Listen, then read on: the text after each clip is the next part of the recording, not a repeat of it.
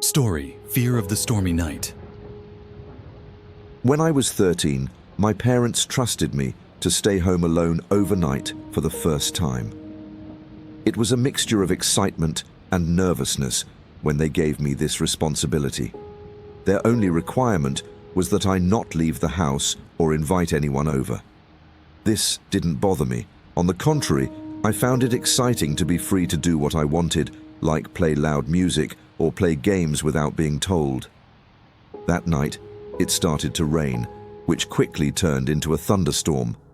I sat on the porch, listening to the rumble of thunder and watching the flashes of lightning streak across the sky. I'd always loved thunderstorms because they made the house feel cozier and safer. After watching the storm for a while, I decided to take my Xbox from my bedroom downstairs and hook it up to my dad's big screen TV and Bose sound system. It was my only chance to play games on it, and I was thrilled. Dad's study was halfway down the stairs from the living room and faced the backyard, so the backyard door was right in the study. The house was now just a memory since I had moved away, but my parents still lived there. I was playing Black Ops in the basement at high volume, online with my friend Ethan. I was using an old headset which could only hear the sounds of the other people in the lounge and in the game. For a 13-year-old, it was a perfect night, until a sudden sound broke the peace: the doorbell. It was already past 9 p.m. and I immediately told Ethan that the doorbell had rung. He told me to go see who was there. I wondered if my parents would be home early, but they had a key and didn't need to ring the bell. I placed my character in a safe corner of the game so I wouldn't be knocked out, then walked up the stairs and approached the front door, asking, "Who's there?" Little did I know that this would be a huge mistake. An unfamiliar voice said, "I need to borrow your phone." I was confused about what to do, so I decided not to answer and went back downstairs. But I had let it slip that someone was in the house. I told Ethan about it, and he just said, "Yo, what the hell?" We agreed that I shouldn't open the door, but then the doorbell rang again. Ethan advised me to ignore it, and that was the last time I heard the doorbell that night. After a while, I felt reassured that the other person had left and tried to relax, continuing to play the game. However, I couldn't explain the feeling of unease in my heart. I was on the verge of a panic attack, but I gradually relaxed and returned to the game. Just when I was starting to feel most comfortable, I heard a noise to my right. When I turned around, I saw the back door close and a tall man walked in. It wasn't my dad, it was a complete stranger. Terrified, I dropped the game and ran into the office, the headphone cord being yanked out of the controller. I dashed into the room and slammed the door shut. I'm not exaggerating when I say that seconds after locking the doorknob shook violently. The man outside was trying to break in. The office had 2 exits, one leading to the garage. I knew that was my only chance of escape, but before I could move, I stood still, waiting for something to happen on the other side of the door. A few seconds passed, but it felt like an eternity. The man knocked on the door and said, "Kid, I just need to borrow your phone. I'm stuck out in the rain." The knocking gradually turned into pounding, his voice growing louder and angrier. He shouted, "Open the damn door, you little bastard!" The yelling and pounding seemed to imply that he was trying to break the door down. I had no choice but to escape through the garage. I pressed the button to open the garage door, the motor opening loudly and slowly. I just prayed that the man didn't hear. When the door was about halfway open, I ducked through and ran through the storm, passing a few doors to my neighbor Alex's house, someone I knew well from playing with his dog when I was a kid. I heard the dog barking when I rang the doorbell, looking back at my house in worry, hoping to see no one coming down the road. Alex opened the door, and I threw myself into his arms, begging for help. His wife came out of the kitchen looking confused, but when she heard me tell her about the break-in, their expressions changed immediately. Alex called the police and arranged for them to come to my parents' house. It took a long time for the police to arrive. Alex and I went out to meet them, telling them the whole story. When they asked me which entrance was unlocked, I said the garage. Some police entered the house through the garage, and after about 5 minutes, they pulled out a man in handcuffs. They made sure he didn't see me. After the man was locked in the police car, they asked me if I knew him. I said no. He told the police that it was his house and that I was his son. I could tell he was drunk, high, or just insane, based on what he was yelling and how he was acting. He was taken to jail, and my parents were contacted to decide what to do. They decided to file a lawsuit against the man, Michael Turner. I believe he was charged with trespassing. That didn't make me feel any better, though, because he would be out one day, and he knew where I lived. Luckily, it was just a random encounter. I don't think he was targeting me or our home, and hopefully when he's released, he won't come back. Story: The Dark Shadow of the Storm. I never thought that something terrible could happen to me. My life was very normal, even boring. I was not a person who was easily scared, and I never believed that horror stories could become reality in my life.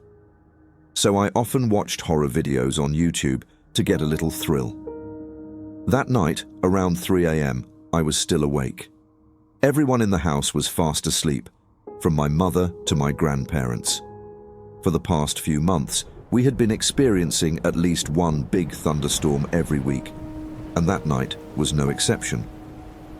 I usually loved thunderstorms at night. They made for the perfect atmosphere to sit by the window and watch the lightning flash across the dark sky. But there was something about the fierce winds that always made me feel uneasy. The storm that night was stronger than any I had experienced in years. The wind howled outside, and the rain pounded against the windows like stones. Even so, I felt safe lying inside, continuing to browse Reddit as usual. Suddenly, the power went out in a flash, and the entire house was plunged into darkness. This made me a little nervous, but my phone still had battery, so I decided to continue reading for a while before feeling tired and wanting to go to sleep. I put my phone on the bedside table, turned off the flashlight, and lay down. The feeling of drowsiness quickly overcame me, and I fell asleep. In my hazy sleep, I heard the gentle sound of rain, and the wind outside seemed to have calmed down. However, I still couldn't relax completely because something kept bothering me. I felt so thirsty that my throat was parched, and even though I wanted to go back to sleep, I couldn't ignore this thirst. I sat up, took my phone, and turned on the flashlight, intending to go to the kitchen to get a glass of water. When I opened the bedroom door, I was hit by a blast of cold air. The living room was uncomfortably cold. I quickly put on a warm coat and headed into the kitchen. As I got closer, I heard the wind howling and the temperature was getting colder. Strangely enough, the back door of the house was wide open. My heart was pounding, a feeling of fear rising in my heart.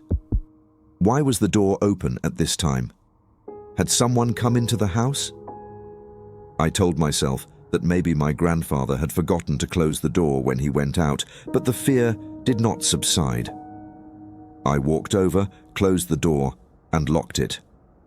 The feeling of unease made me quickly return to the bedroom. When I got back to bed, I could not shake the thought that someone might be in the house.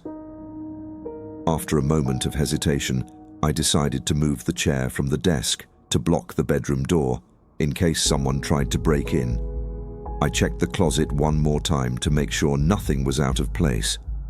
Then I lay down, the flashlight on my phone still on as a nightlight, trying to calm myself. But just as I was about to calm down, something terrible happened. I felt a gentle push from under the bed, accompanied by the rattling of springs. My heart stopped as I realized I hadn't checked under the bed. The feeling of anxiety turned to terror. I bent down to look under the bed. A horrifying sight appeared. An extremely thin woman with bloodshot eyes and yellow teeth was lying under my bed, staring at me with a savage smile. She looked at me and then giggled like a witch in a fairy tale. Unable to bear it any longer, I screamed and jumped out of bed, ran straight to the door, pulled out a chair, and rushed down the hall to my grandparents' room. I knocked on the door and woke my grandfather, my voice trembling. My grandfather opened the door in a flash, holding a gun I never knew he had. Together, we ran to my room, where she had disappeared, leaving only the bed empty. But then, we saw her through the window, running away into the night. My grandfather fired a shot, probably to warn her never to come back. We decided not to call the police, because we had no clues or evidence about this woman. No one knew who she was, and there were no security cameras to record the incident. I could only assume that she was mentally ill, or that she had targeted our house when she saw my room light on. Since that night, we have installed additional security locks on all the windows and doors in our house. Even though we live in a quiet and safe area, I realize that bad things can happen at any time. We always have to be on guard and alert, because no one knows when the darkness will bring real nightmares. Story: Extreme Fear on a Stormy Night. It was August. My girl Cass and I went up north for a weekend getaway to my family's rustic trailer, which had running water, electricity, and a toilet. So we called it a luxury campsite. The house was very small, about 600 square feet. One bedroom, a pull-out couch in the living room, one bathroom, and a very small kitchen. Despite the remote location, there was a lot to do, including archery, mountain biking, and off-road driving. We had a little itinerary planned for the weekend Friday. We mostly just unpacked and went out to eat grocery shopping, then relaxed Saturday. We did most of the things I just mentioned before until it started to get cloudy. Like storm clouds, we could also feel in the air that a big storm was coming. So we put everything we had taken out back in the outhouse. We put a movie in the DVD player while cooking dinner. At some point, while we were eating, we heard sudden showers of rain pouring down on the roof. Soon there was a loud clap of thunder, almost right above our heads. We both wanted to go out and sit and enjoy ourselves as we ate. We relaxed on the deck outside under the trees with a great view of the sky. Long, continuous bolts of lightning lit up the night sky. Thunder boomed almost immediately after the lightning struck. We were right in the eye of the storm. And then we heard something out in the woods. It was a voice, a loud voice that seemed to be calling out something, but couldn't make it out. So this place was really far away, as I said. Hearing any other voices nearby would trigger an alarm and normal conditions. But in a storm like this, it was extremely unsettling.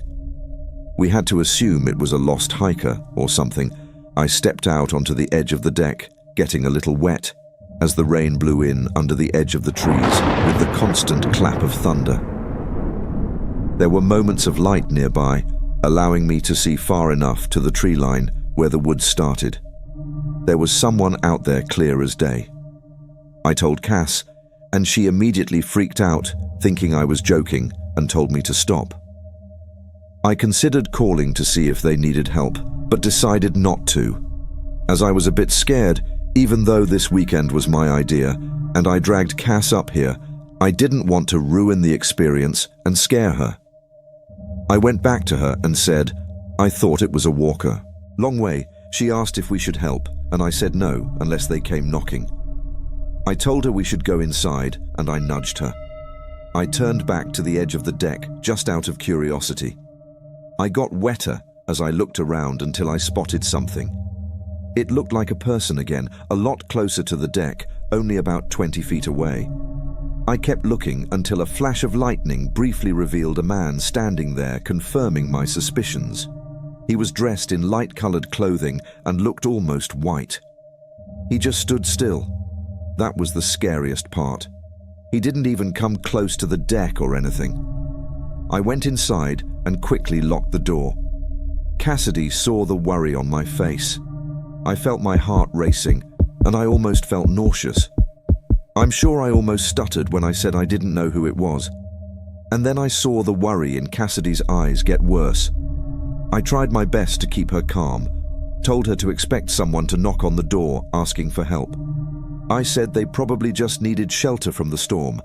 I tell you, it was the longest 5 minutes ever, just sitting and listening to the pouring rain and thunder outside before we felt and heard footsteps outside on the deck. Even over the storm noise, the house didn't have a doorbell.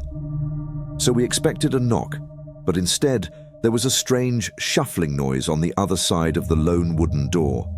It sounded like someone was trying to open it at this point. That was when the anxiety I felt peaked. I think I felt a rush of adrenaline at this point. Cass was in the bedroom and hiding at this point, and she quietly called me over. The noise at the door stopped, but there was never a knock. I went to the bedroom and told Cass to be quiet. I'll be right back in my room. I wanted to look out the window. I went back to the living room and turned off the lights. I took a second to catch my breath before pulling the curtains back.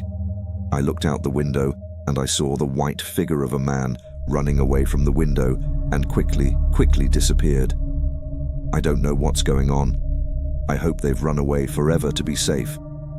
I go to the kitchen window and look out this window.